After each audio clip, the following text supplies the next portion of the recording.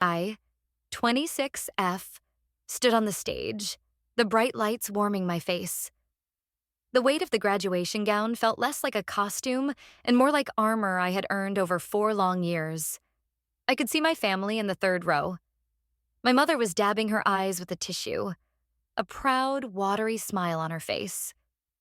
Beside her, my dad sat ramrod straight, his expression unreadable, but I knew he was pleased. He had always talked about this day, the day his daughter, the first in our immediate family, would graduate from a 4-year university. I was the valedictorian, an honor that had come from countless sleepless nights and sacrificed weekends. The dean finished his introduction, and the applause felt like a warm wave washing over me. I stepped up to the podium and took a deep breath, my prepared speech clutched in my slightly trembling hands. I looked out at the sea of faces, my fellow graduates, their families, the professors who had guided us. My voice, when it came out, was steady. I thanked my professors for their wisdom. I thanked my friends for their support, for being the ones I could lean on during stressful exam weeks. I thanked my mother for her endless encouragement, for the late-night phone calls, for always believing in me even when I doubted myself. I spoke of our shared journey, the challenges we had overcome, and the bright future that lay ahead for all of us. I ended the speech with a quote about building our own paths, and the applause was thunderous. I felt a surge of pure joy as I walked back to my seat. I had done it. All the hard work had paid off. When my name was called to receive my diploma, I practically floated across the stage. The piece of paper felt heavy in my hands, a tangible symbol of my achievement. I held it tightly, my heart swelling with pride. The ceremony ended, and we all threw our caps in the air, a final, exultant release. I navigated the joyful chaos, looking for my parents. I found them near the exit, my mother rushing to hug me, tears streaming down her face.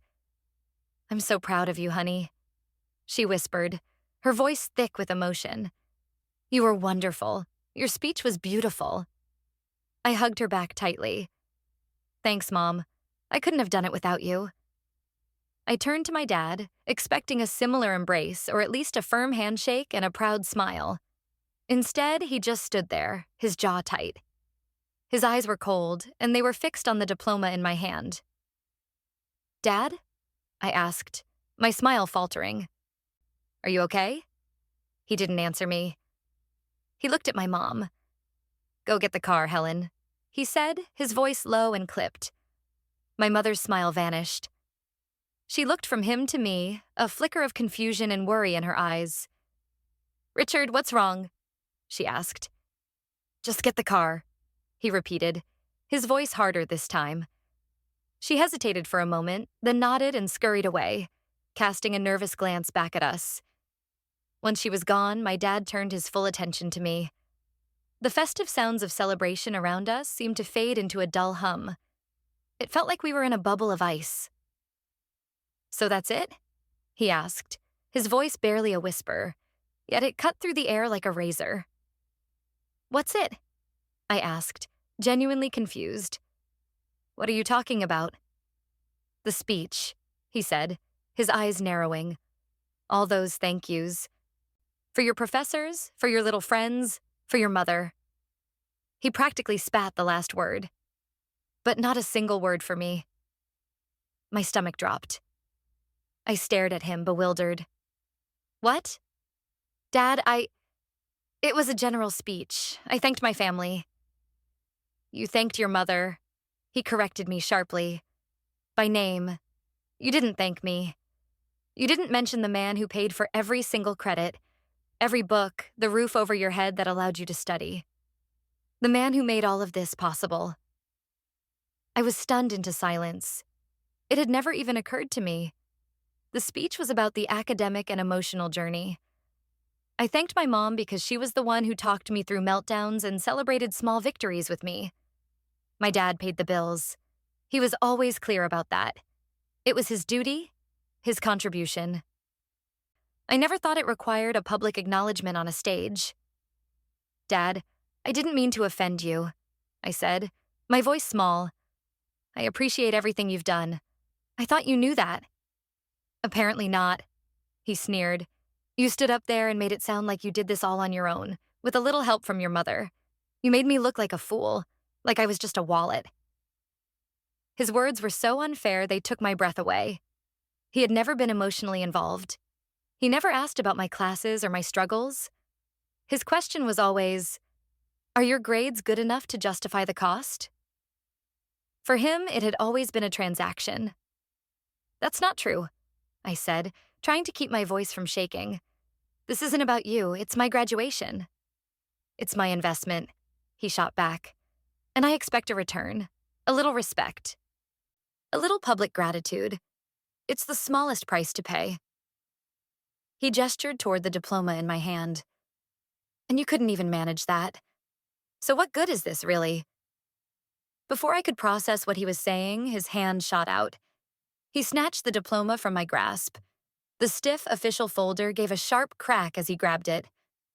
"Dad, what are you doing?" I cried out, reaching for it. "Give it back." He held it out of my reach. His face was a mask of cold fury. "If my contribution means nothing," he said, his voice dangerously calm, "then this piece of paper, the result of my contribution, also means nothing." And then he did it. With a sharp, deliberate motion, he tore the diploma folder in half. The sound of ripping cardboard and thick paper was shockingly loud. It echoed in my ears, a violent, final sound that cut through all the happy noise around us. He didn't stop there. He opened the ruined folder and took out the certificate itself, the beautiful calligraphed paper with the university seal, and tore it neatly down the middle. Then he tore the pieces again. I watched, frozen in horror. My breath was trapped in my chest. He was destroying my degree, my 4 years of work, my achievement. He was shredding it right in front of me in the middle of the crowded university lawn. A few people nearby had started to notice. Their joyful chatter faltered and they stared, their eyes wide with disbelief. He let the 4 ragged pieces of my diploma flutter from his fingers. They landed on the manicured grass at my feet like dead leaves. He looked at me, his eyes devoid of any warmth or regret. "Now it's worth exactly what you think I'm worth," he said. "Nothing." He turned and walked away without another word, leaving me standing there with the wreckage of my proudest moment scattered on the ground. The armor I thought I was wearing crumbled, and I was just a girl in a silly gown, surrounded by strangers who were now whispering and pointing. The joy of the day curdled into a thick, bitter shame. I stared at the torn pieces of paper, and for the first time, I didn't see my father. I saw a stranger, a cruel, vindictive man who had just declared war on his own daughter. And in that moment, something inside me hardened. He wanted me to feel worthless. He wanted me to feel like nothing without him. I would spend the rest of my life proving him wrong. This was not the end. This was the beginning. The ride home was a silent, suffocating ordeal. My mother drove, her hands clutching the steering wheel so tightly her knuckles were white. She kept glancing at me in the rearview mirror, her face a mess of confusion and fear. My dad sat in the passenger seat, staring out the window as if he had just commented on the weather, not detonated a bomb in the middle of my life. I sat in the back, the 4 torn pieces of my diploma resting on my lap. I had picked them up off the grass, my movements stiff and robotic, while people stared and whispered. I refused to leave them there, to let him erase my accomplishment so completely. The silence in the car was heavier than any argument. It was filled with everything that wasn't being said. My mother's desperate wish for this to all go away. My father's smug, unyielding righteousness. And my own cold, simmering rage. It was a new feeling, this rage. It wasn't the hot, fleeting anger of a typical argument. It was a deep, chilling fury that settled in my bones and clarified my thoughts. He hadn't just torn up a piece of paper. He had shown me exactly who he was. He had shown me that his love and support were entirely conditional, a transaction that required public payment in the form of ego-stroking gratitude. When we got home, he walked straight into the house and went to his office, closing the door behind him with a quiet click. He was done. In his mind, the matter was settled. He had asserted his dominance, punished my perceived insolence, and that was that. My mother followed me to my room. I placed the 4 pieces of my diploma on my desk, trying to fit them together like a sad, pathetic puzzle. The tear went right through my name. "Honey, I am so, so sorry," she whispered, her hand hovering near my shoulder, afraid to touch me. "I don't know what got into him. He was just hurt." I spun around to face her, my voice low and shaking with the effort of keeping it steady. "Hurt? Mom, he humiliated me. He destroyed something I worked for 4 years to earn in front of everyone. That's not hurt. That's cruel." "He just felt left out," she pleaded, her eyes begging me to understand, to make this easy for her. "You know how he is about respect. He paid for everything, and he just wanted a little thank you." "I worked 2 part-time jobs, Mom," I said, the words coming out sharp and fast. "I worked through summers and holidays. His money helped, yes, but I earned that. I earned it with my time, my effort, my sanity. He didn't buy my degree. He helped pay the tuition. There's a difference." "Of course there is, sweetie," she said, trying to soothe me. "But you have to try to see it from his perspective." "No," I said, and the word was so firm, so final, it surprised even me. "No, I don't. I have spent my entire life trying to see things from his perspective. I chose a practical major he approved of. I went to the state school he said was a sensible investment. I have done everything to be the perfect, grateful daughter, and the one time I have a moment that is truly mine, he makes it about him and his ego. I'm done seeing things from his perspective." My mom flinched as if I had slapped her. She saw the change in me, the hardening of my expression. The daughter who always tried to keep the peace was gone, and in her place was someone she didn't recognize. "What are you going to do?" she asked, her voice trembling slightly. I looked down at the torn diploma. "First," I said, my voice cold and clear, "I'm going to get a new one. The university can issue a replacement. It's just paper. What he did was symbolic." I looked back at her, my eyes locking onto hers. "And second, I'm going to make him understand what he really destroyed today. It wasn't my diploma. It was any respect I had left for him." She started to cry then, silent tears tracking down her cheeks.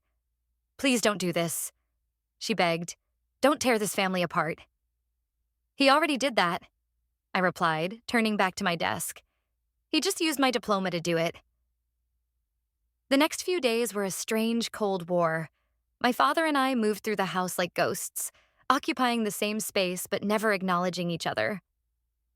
He acted as if nothing had happened. He would read the newspaper at the kitchen table while I made my coffee, the silence thick with unspoken animosity. He expected me to break first. He expected me to come to him, apologize, and beg for forgiveness for slighting him. That's how it had always worked. I would upset him, he would give me the silent treatment, and eventually I would crumble under the weight of his disapproval and do whatever it took to get back in his good graces. But the girl who used to do that was gone. She had died on the graduation lawn. I spent my time methodically. I called the university registrar's office. A pleasant woman on the phone told me that, yes, I could order a replacement diploma. There was a $50 fee. The irony was not lost on me. $50 to replace the thing my father claimed had cost him a fortune. I paid it with my own debit card, using the money from my last paycheck from my campus job. Then, I started making plans. My best friend, Sarah, was horrified when I told her the story. "He did what?" she shrieked over the phone. "Liam, that's not just anger. That's insane. That's a level of controlling behavior that is genuinely terrifying." "Tell me about it," I said, pacing my room. "The worst part is my mom trying to make excuses for him. She wants me to apologize." "Apologize for what?" Sarah demanded. "For getting your degree? For giving a speech? Do not, under any circumstances, apologize. This is the hill to die on." "I know," I said, "but I need a plan. I can't just stay here. The air in this house is poison." So move out, she said simply. You have a degree in accounting. You can get a job. You can stay with me until you find a place. Her offer was a lifeline. Sarah lived in an apartment about an hour away, closer to the city where the good jobs were. The thought of being free, of not having to walk on eggshells around my father's fragile ego, was intoxicating. I might take you up on that, I told her. But there's something else. Something about the money. He kept saying he paid for everything, that it was his investment. It always felt off. What do you mean, off? She asked. My whole life, he talked about my college fund, I explained. It was started by my grandparents when I was born. They weren't rich, but they were frugal. They put money away for me. He always referred to it as the family contribution, but lately, especially these last few years, he's only ever called it my money, as in the money he gave me. You think he's lying? Sarah asked, her voice dropping. I don't know what I think, I admitted. But I have this gnawing feeling that there's more to the story. He's not just a narcissist. He's a transactional narcissist. Everything is about what he gives and what he gets in return. And his reaction was so extreme, so out of proportion. It feels like it's about more than just a thank you. So what are you going to do? I took a deep breath. I'm going to find out the truth about that college fund. My investigation began in the attic. It was the museum of our family's life, filled with dusty boxes of old photos, holiday decorations, and forgotten relics. My dad was a meticulous record keeper, bordering on obsessive.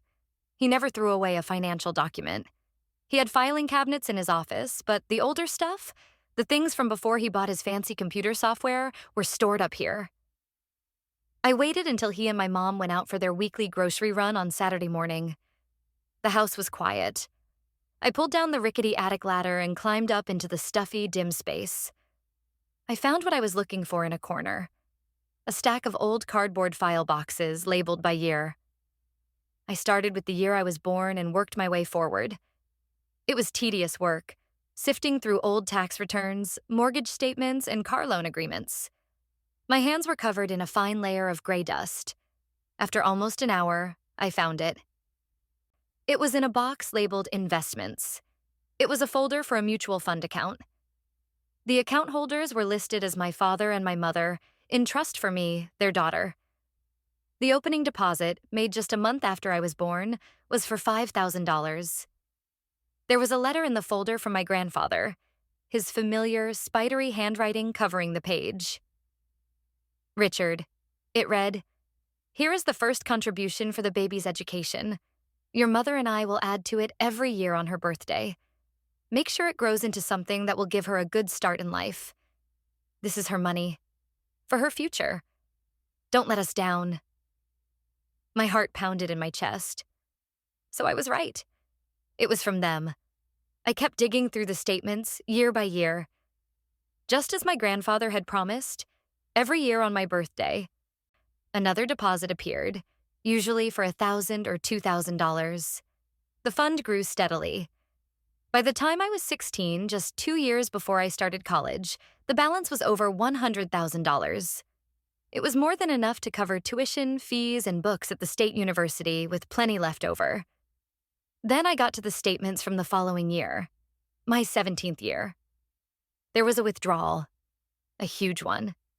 $80,000 transferred out of the mutual fund and into my father's personal checking account.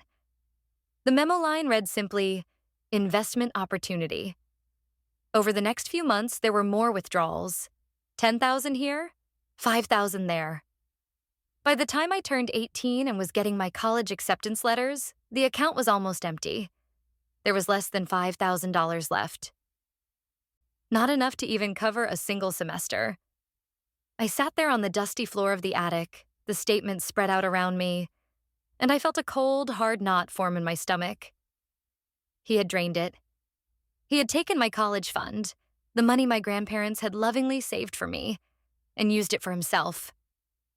All those years when he made a show of writing the tuition checks, when he lectured me about the cost of my education, when he called it his money, it was all a lie. He wasn't giving me a gift. He was paying back a debt, and he was doing it with his own money because he had already spent mine.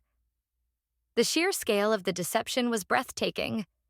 He had built this entire narrative of himself as the great provider, the benevolent father footing the bill for his daughter's future, all while hiding the fact that he had gambled away the safety net my grandparents had built for me. And his anger at my graduation. It suddenly made a terrible kind of sense. He didn't just want a thank you. He needed it. He needed the public validation. He needed everyone to hear me say that he was the one who had made it all possible, because it would reinforce the lie he had been telling for years, perhaps even telling himself. My failure to thank him wasn't just an insult to his ego. It was a threat to his entire fabricated reality. I carefully put the statements back in the folder and tucked them into my tote bag. I crept back down the attic ladder, my mind racing. This was it. This was the leverage I needed. This was more than just a torn diploma. This was a betrayal that went back years.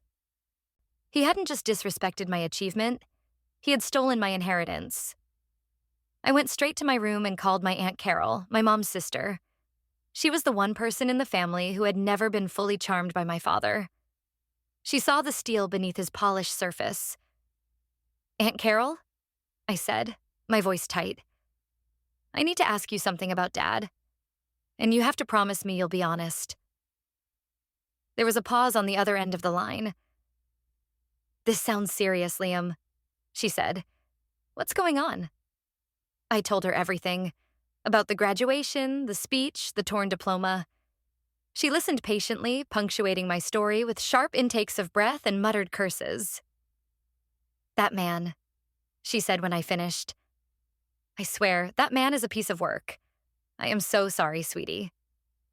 No one should ever do that to their child." "It gets worse," I said. I took a deep breath and told her what I had found in the attic. I told her about the college fund from Grandma and Grandpa and the withdrawals. This time, the silence on the other end was long and heavy. When she finally spoke, her voice was grim. "I was afraid of this," she said softly. "What? You knew?" I asked, my heart sinking. "I didn't know for sure," she clarified, "but I suspected. Around that time when you were in high school, your father got involved in some kind of business venture. Some can't-miss real estate deal with a friend of his. He was so arrogant about it, so sure he was going to make a fortune. He asked my dad for a loan, and Dad refused. He told him it was too risky. Richard was furious. He and Dad had a huge falling out over it. The pieces clicked into place. The investment opportunity," I whispered, reading the memo line from the bank statement aloud. "It went bust, of course," Aunt Carol continued, her voice laced with weary anger. "The whole thing collapsed within a year. He lost everything he put into it. He never spoke of it again, and he and Dad were never the same after that. I always wondered where he got the money for it. Your mother was so stressed back then, but she would never talk about it. She just kept saying, 'We have to support your father.' So that was it. He had emptied my college fund to finance a get-rich-quick scheme and lost it all. And he had never told anyone. He had just quietly started paying my tuition out of his own pocket, reframing the narrative to make himself the hero of the story, the generous father, instead of the man who had squandered his daughter's future. "What do I do, Aunt Carol?" I asked, feeling overwhelmed. "What do you want to do?" She asked me directly. I thought for a moment, the cold rage solidifying into a clear purpose. "I want him to admit it," I said. "I want him to tell my mom the truth. And I want him to pay it back. Not to me, not anymore. I want him to put that money back, with interest for my mom, for her security. He put her at risk with his gambling, and she deserves to know. And more than anything, I wanted to strip away his false pride. I wanted him to feel, just for a moment, the same humiliation he had inflicted on me." "Then that's what you do," Aunt Carol said, her voice firm. "But you need to be smart about it. He will lie. He will gaslight you. He will turn it around on you and make you the villain. You have the proof. Don't show your hand until you're ready to play the final card." We talked for another hour, formulating a plan. It was going to be difficult and messy, but for the first time since he had torn my diploma, I felt a flicker of power. He thought he had all the control because he had the money. He had no idea that I now held the truth, and the truth was a weapon he would never see coming. The first step was to confront my mother. Not to accuse, but to gauge her knowledge of the situation. I needed to know if she was a willing accomplice in the deception or just another victim of his financial and emotional manipulation. I found her in the garden, tending to her roses. It was her sanctuary, the one place where she seemed truly at peace. I approached her cautiously. "Mom, can we talk?" I asked. She looked up, her expression wary. She snipped a wilting rose from its stem before turning to face me. "If this is about your father," she began. "It is, but it's not about the graduation," I said, cutting her off gently. "It's about something else. Something from a long time ago." I sat down on the small stone bench beside her. "I want to ask you about the college fund, the one Grandma and Grandpa started for me." A flicker of something unreadable crossed her face. It looked like fear. "What about it?" she asked, her voice a little too casual. She refused to meet my eyes, focusing instead on pruning a perfectly healthy bush. "I was just wondering about it," I said, keeping my tone light. "Dad always talks about how much he paid for my school, and I remember you guys talking about the fund when I was younger. I was curious what happened to it." She was silent for a long moment, her scissors stilled. "Your father managed that," she said finally. "He took care of all the finances. He used that money to pay for your tuition." It was a lie. A clean, simple lie. But the way she said it, the way she avoided my gaze, told me everything. She knew. Maybe she didn't know all the details, but she knew the fund was gone, and she was helping him maintain the fiction that it had been used as intended. My heart ached for her. How long had she been carrying this secret, propping up his fragile ego, protecting him from the consequences of his own foolishness? "Are you sure about that, Mom?" I pressed, my voice soft. "Because it seems like a lot of money was in that account. Probably more than enough for my school. Dad makes it sound like it was a huge financial burden on him personally." She finally looked at me, her eyes pleading. "Liam, please," she whispered. "Just let it go. It doesn't matter now. Your school is paid for. You have your degree. What good does it do to dig up the past?" "It matters to me," I said firmly. "It matters because he used that lie to control me. He held that debt over my head for years. He used it to justify what he did at my graduation. He believes he owns me because he thinks he bought me. I need to know the truth." Tears welled in her eyes. "Your father. He made a bad investment a long time ago," she admitted, her voice cracking. "He was trying to build a better future for us. He thought he could double that money. It didn't work out. He was ashamed. He spent the last 10 years trying to make it right." "By lying about it?" I asked, my voice sharp with disbelief. "By pretending to be a martyr while paying back money he stole from his own daughter? Mom, that's not making it right. That's just covering his tracks." "He did it for the family," she insisted, a flash of anger in her eyes. "He didn't want anyone to worry. He didn't want his father to know he'd failed. He carried that burden all by himself." "He didn't carry it by himself," I shot back, my voice rising. "He put that burden on me. Every lecture about being grateful, every reminder of how much he was sacrificing for me was him transferring his shame onto me. And you let him. You knew he was lying, and you let him do it." She flinched, and the anger drained out of her, replaced by a profound sadness. "I didn't know what else to do," she said, her voice barely audible. "He promised he would fix it. I just wanted to keep the peace." Keeping the peace. It was the story of her life, the story of my life until now. I looked at my mother, at her tired eyes and the worry lines etched around her mouth. And I didn't feel anger anymore. I just felt a deep, hollow sadness.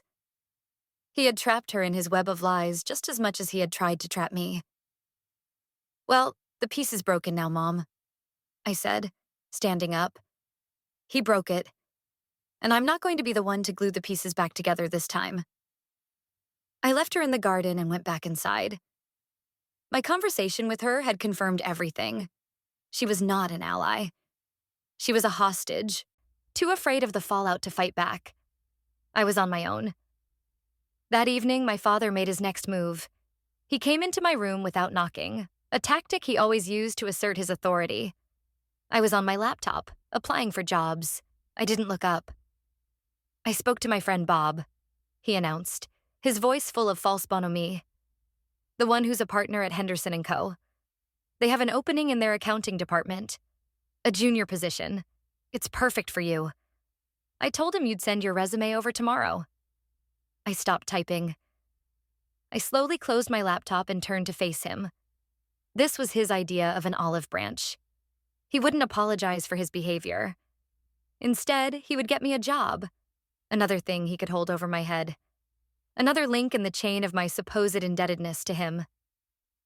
No, thank you, I said, my voice even. He blinked, taken aback. He was not expecting refusal. What do you mean, no thank you? He asked, a hint of irritation creeping into his voice. This is a great opportunity. It's a foot in the door at a top firm. It's not a firm I'm interested in, I said calmly. I have my own list of places I'm applying to. Don't be ridiculous, he scoffed. You're not going to get a better offer than this. I've already put in a good word for you. You're practically guaranteed an interview. I don't want you to put in a good word for me, I said, standing up to face him. I don't want a job that you've arranged. I'm going to get a job based on my own merits, on my grades, on the degree that I earned. I put a slight emphasis on the word I. His eyes narrowed. The mask of the helpful father slipped, revealing the cold fury beneath. You are being an ungrateful, stubborn child, he hissed. After everything I've done for you, you throw it back in my face. I am trying to help you start your life, and you're too proud and foolish to accept it. This isn't about pride, Dad, I said, my voice hardening. This is about control. You want me in a job where I'm beholden to you, where my boss is your friend. You want to make sure I never forget my place. You want to make sure I remember that you are the one who gives me everything. He was stunned into silence by my directness. We had never spoken this way before. I had never dared. I am not your investment, I continued, the words pouring out of me, fueled by years of repressed frustration. I am not a stock you can trade for bragging rights. My successes are my own, and my failures will be my own too. You don't get to control my life anymore. He stared at me, his face turning a dark, mottled red. As long as you live under my roof, he said, his voice a low growl. You will show me respect. You will do as you're told. Then I guess I won't be living under your roof for much longer, I said. The words hung in the air between us, a declaration of independence that was as shocking to me as it was to him. He looked at me as if I had grown a second head. He opened his mouth to say something, then closed it. He didn't have a response. He had run out of threats. The idea that I would actually leave, that I would voluntarily walk away from the comfortable life he provided, was so alien to him that he couldn't process it. He just turned and walked out of my room, slamming the door behind him. I sank onto my bed, my body trembling with adrenaline. I had done it. I had finally stood up to him without flinching, without backing down. It was terrifying. But it was also liberating. The war had escalated. He had drawn his line in the sand, and I had just stepped over it. There was no going back now. The next day, I packed a suitcase. I took my clothes, my books, my laptop, and the folder containing the bank statements from the attic. I left a simple note on my bed for my mother. Mom, I'm going to stay with Sarah for a while. I need some space. I'll call you soon. I love you. I didn't leave a note for my father. I had nothing left to say to him. Not yet. I loaded my things into my old, beat-up car, the one I had bought with money from my summer job. As I pulled out of the driveway, I saw my mother watching from the kitchen window, her expression heartbroken. I hardened my own heart and drove away. The first battle was over, but the war was far from won. The next step was to gather my final piece of evidence, the one that would be undeniable. I needed him to admit what he did in his own words, and I had an idea of how to get it. Living with Sarah was like breathing fresh air after being trapped in a stuffy room for years. Her apartment was small and a little messy, but it was filled with laughter and easy conversation. There were no eggshells to walk on, no unspoken tensions simmering beneath the surface. For the first time in a long time, I felt like I could relax. "So, what's the next phase of Operation Takedown Tyrant?" Sarah asked one evening as we ate pizza on her living room floor. "I need to get him to confess," I said, chewing thoughtfully. "The bank statements are powerful, but he'll find a way to spin them. He'll say he was managing the money, that he intended to pay it back all along. He'll make it sound like a responsible financial decision. I need his own words.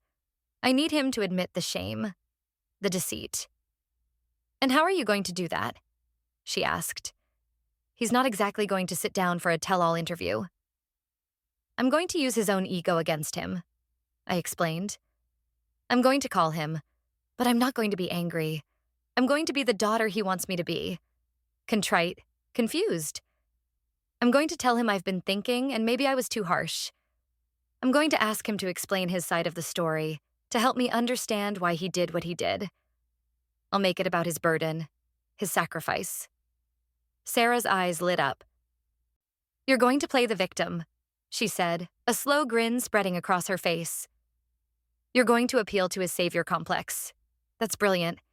And you're going to record it, obviously." "Obviously," I confirmed. I had already downloaded a call recording app onto my phone and tested it. He won't be able to resist the chance to lecture me, to paint himself as the misunderstood hero, and in his arrogance, he'll say everything I need him to say. It took me 2 days to work up the courage to make the call. My hand hovered over his contact information, my stomach churning with a mixture of fear and resolve.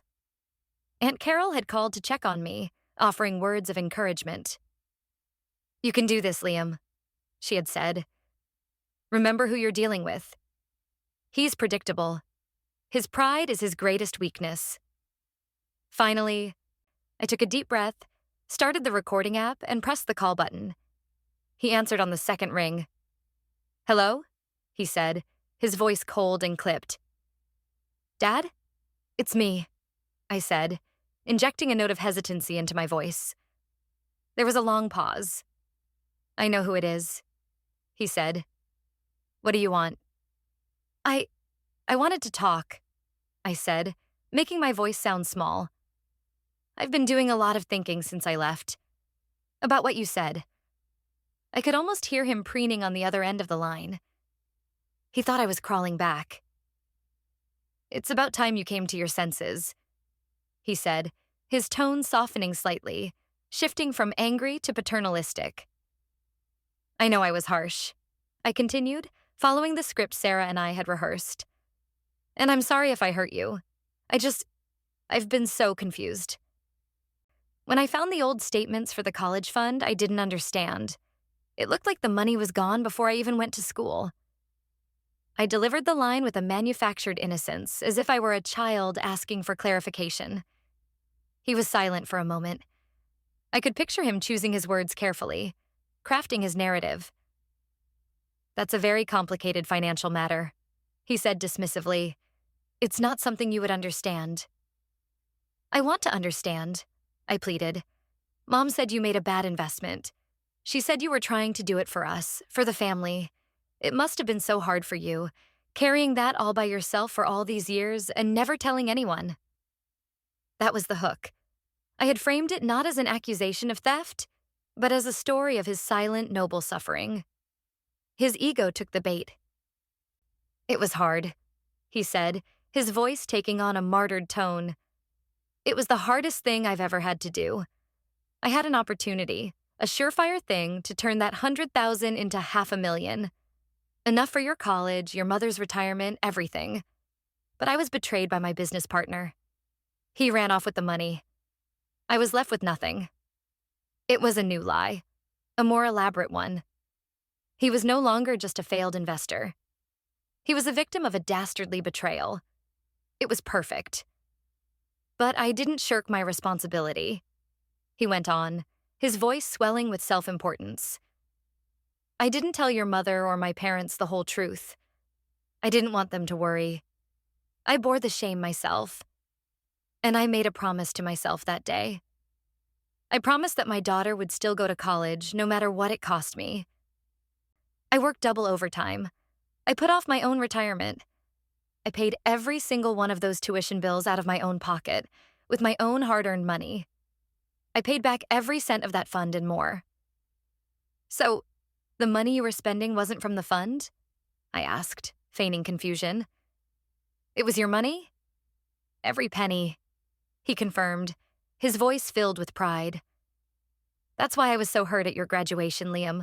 I didn't just pay for your school, I sacrificed for it. I cleaned up a mess in secret and gave you the future you were promised, and all I wanted was a little acknowledgement of that sacrifice, and you couldn't even give me that. I didn't know, Dad, I whispered, letting a fake sob catch in my throat. I had no idea. You never told me. I didn't want to burden you, he said, the magnanimous father to the end. I just wanted you to be grateful. I am, I said. I really am. Thank you for explaining it to me. It helps me understand. Good, he said, his voice full of satisfaction. He thought he had won. He had reasserted his narrative and put me back in my place. Now, when are you coming home? This foolishness has gone on long enough. Soon, I said. I just need a little more time. I'll call you in a few days. Fine, he said. And when you come back, you can send your resume to Bob Henderson. We'll forget this whole unpleasantness. Okay, Dad, I said. I'll talk to you soon. I hung up the phone, my hand shaking. I stopped the recording and saved the file. I had it. I had his own voice, dripping with self-pity and manufactured heroism, admitting to taking the money, admitting to covering it up, and admitting that his anger stemmed from his need for me to validate his lie. He had handed me the gun and the bullets. Now all that was left was to choose the time and place to fire. Aunt Carol suggested the perfect venue. Every year, my grandmother, my dad's mother, hosted a big family dinner for her birthday. It was a command performance. Everyone was expected to be there. My parents, my aunt and uncle, my cousins. It was always a formal affair, a showcase for my grandmother's traditional values of family unity and respect. It was also my father's favorite stage. He loved holding court, playing the role of the successful son and devoted family man. It was the absolute last place on earth he would ever expect a confrontation. It was perfect. I spent the next week preparing. I worked with Sarah on my resume and sent out a dozen applications to accounting firms in the city, firms my father had never heard of. I arranged a few phone interviews. I was taking back my future, one small step at a time. I also spoke to Aunt Carol again, finalizing the plan. She would be my ally in the room. The day of the dinner arrived. I drove to my grandmother's house, my stomach in knots. I had not seen or spoken to my parents since the phone call. I knew my father would be expecting a subdued, apologetic daughter to fall back in line. He was in for a surprise. I walked in and the scene was exactly as I had pictured it. My dad was in the living room, a glass of whiskey in his hand, laughing loudly at something my Uncle Mike had said. He saw me and his smile tightened. He gave me a curt nod. A king acknowledging a penitent subject. My mother rushed over and gave me a fraught, desperate hug. I'm so glad you came, she whispered. I greeted my grandmother with a kiss on the cheek. Happy birthday, Grandma, I said. It's good to see you, dear, she said, her eyes searching my face. She was a shrewd woman. She knew something was wrong. We all sat down to dinner. The conversation was stilted at first. My dad, in an effort to reestablish normalcy, turned the topic to me. Liam is finally getting serious about her career, he announced to the table. She's going to be applying for a position at Henderson & Co., a very prestigious firm. Bob Henderson is an old friend of mine. I placed my fork down gently on my plate. The moment had come. Actually, I said, my voice clear and calm, cutting through the chatter. I won't be applying to Henderson & Co. I've already had a few interviews with other firms. I'm hoping to get an offer next week. My father's face darkened. We discussed this, he said, his voice low and menacing. We did, I agreed pleasantly, and I decided to go in a different direction. Uncle Mike looked between us, sensing the tension. Well, that's great, Liam, he said, trying to be diplomatic. It's good to have options. She has a great option, thanks to me, my dad snapped, his temper flaring. An option she's foolishly throwing away out of some childish rebellion. It's not rebellion, Dad, I said, my voice still even. It's about making my own way. I want to build a career on my own merits, not on your connections. Her merits? My father scoffed, turning to the rest of the table as if to seek their agreement. Do you know what those merits cost? 4 years of tuition, books, fees, a small fortune, a sacrifice I was happy to make for her future. A little gratitude and deference would be nice in return. He had walked right into the trap. He had brought up the money, the sacrifice, his favorite topic. I took a slow sip of water. I looked at my grandmother, then at my uncle, and finally at my father. You're right, Dad, I said. We should talk about the money. We should talk about the great sacrifice you made. My mother shot me a panicked look from across the table. Liam, not now, she pleaded. No, it's the perfect time, I said, my gaze unwavering from my father's. You love to talk about how you paid for my college. Why don't you tell everyone the whole story? I have no idea what you're talking about, he said, his jaw clenched. Don't you? I asked. I reached into my purse and pulled out the folder of bank statements. I laid them on the table. Let's start with the college fund Grandma and Grandpa set up for me, the one with over $100,000 in it. Do you remember that fund, Dad? My grandmother's head snapped up. Richard? She said, her voice sharp. What is she talking about? My father's face had gone pale.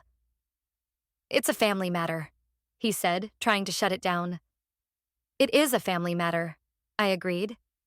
This is the family, so let's discuss it. I pushed the statements toward the center of the table. These show the fund and they show the withdrawals. $80,000 transferred to your personal account for an investment opportunity. An opportunity that, according to Aunt Carol, went bust. Aunt Carol looked at my father, her expression grimly satisfied. My uncle and grandmother were staring at him, their faces a mixture of confusion and dawning horror. This is a misunderstanding, my father stammered, his bravado gone. I was managing her money. I moved it to a better investment. A better investment that lost everything? I countered. That's not what you told me on the phone the other day. His eyes widened in panic. He knew what was coming.